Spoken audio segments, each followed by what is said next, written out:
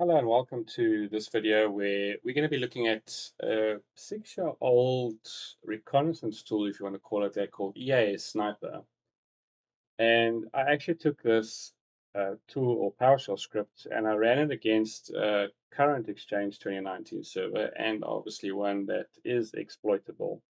Obviously, this is not doing any kind of exploit, it's brute forcing, but it still works 6 years later and it works pretty well. So you can see over here, I don't own the script, number one. Number two, all credits go to this person. And number three, I've got permission to do this in my lab to brute force. Remember, brute forcing can bring down an environment. It will also light up your EDR and your security log files, etc. So just be aware that when you're running this, you have permission to do so. If you're doing this for a client, make sure that they understand what you're doing so that you don't have the security team coming and breathing down your neck.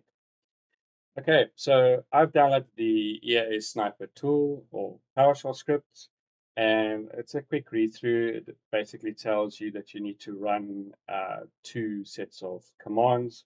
The first one, basically, where you input a valid set of usernames into a text file. And then the second one takes, obviously, that and then tries to attack it. So you can see that I've got a user list here, user 1 to 5, I've got a user called Hacker and a user called John. So what I'm going to do is I'm just going to minimize this so that you can see this bottom window here. And the command is pretty straightforward. You first have to import the module. So you got to import the PS1 file. So import hyphen module, and then you specify the path to it. Then once you've done that, you run the command invoke username harvest EAS. You put in the host name. You point to the user list. You obviously specify the number of threads, and then you output the file, and then you specify the domain name. So if I push enter here, you'll notice that there's some funny names here. If you read the code, it actually goes and says it creates arbitrary or does arbitrary things in the background. I haven't noticed any um, accounts in AD that it actually adds or like these that are here. And what we can see is that if it's found the users that I've listed as valid, writes the basically set of names here, but you can see it's got tlab slash the username, where the list I gave it was pretty much just like that, no domain in front. That's the first part. The second part does is password sprays. So it takes the password and just get the command for that. You can see again, I'm using the same session, so I don't have to import the module.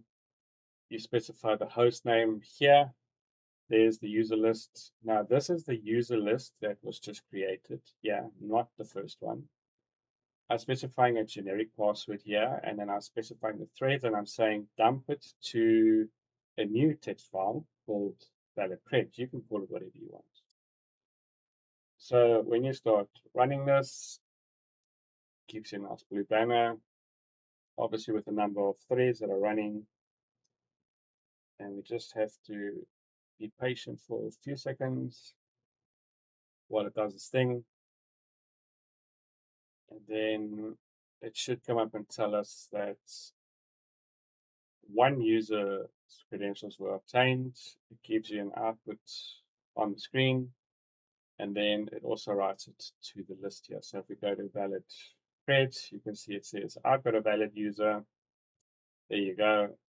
And all is good. So if there were more users here, it obviously would have listed it that had valid password.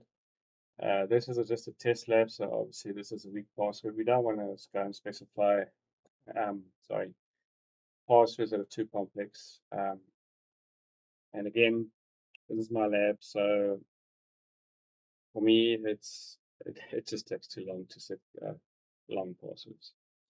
So just wanted to show you a tool that is 6 years old, still works pretty well from a reconnaissance point of view, and If you want to try it in your lab, your Exchange 2019, I don't have another lab right now to test one, like for example, Exchange 2013 or Exchange 2016, but it should work given the fact that it's just pulling a list of users and then brute forcing them or password spraying each and every account that is found with the same password. Just to reiterate again, this will light up the security log files. So just be aware when you're running this, please don't do this against somebody. If you're unhappy with an employer or something that you want to go and do this, because they will obviously pick up where you're coming from. So if you like this video, please like and subscribe to my YouTube channel. And as always, safe hacking, keep it clean, and I'll see you in the next video.